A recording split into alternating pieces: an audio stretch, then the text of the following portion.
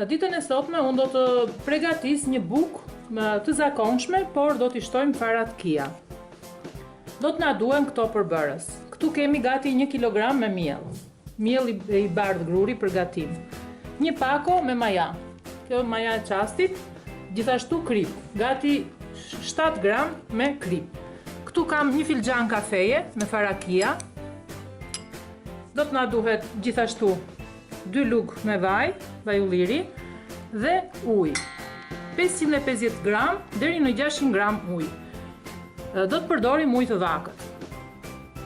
Tek ena ku kemi vendosur farat kia, do të shtojmë ujë, do t'i mbulojmë me ujë dhe do t'i lëmë të zbuten.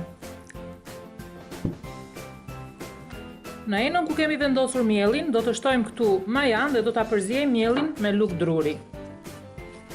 Këtu do të shtojmë edhe kripën, gjithashtu dhe 2 lugë me vaj ulliri.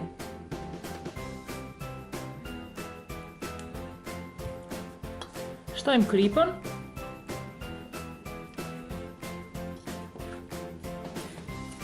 Do të hapim në mes miellin dhe këtu do të vendosim farat kia të cilat janë zbutur dhe i kemi në këtë gjendje. Do t'i shtojmë edhe këto në mes të miellit. Këtu do të shtojmë pak nga pak ujë dhe do të fillojmë ta përziejmë miellin për ta bërë brumë.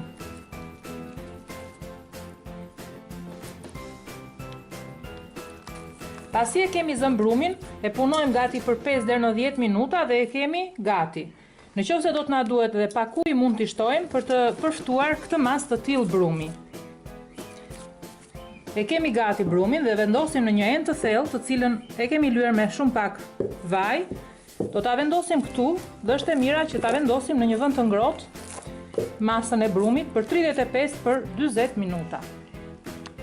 Pasi kemi dhënë kohën e duhur brumit që të rrisi vëllimin e tij, e kemi gati për ta punuar.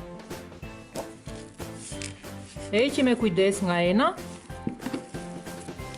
Do ta punojmë për pak brumin, që t'i japim një formë më të mirë, dhe tek ena ku kemi vendosur për ta pjekur, do të shtojmë pak, shumë pak vaj, e lyejmë me furçë dhe më pas vendosim brumin.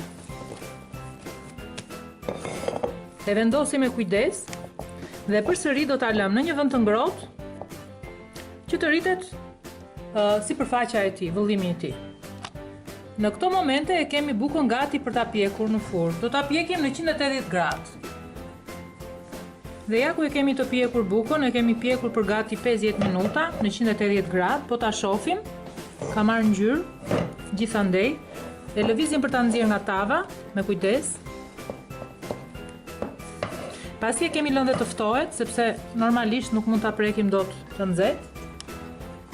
E lëm për pak që të ftohet dhe më pas e presim. E kemi bukën gati.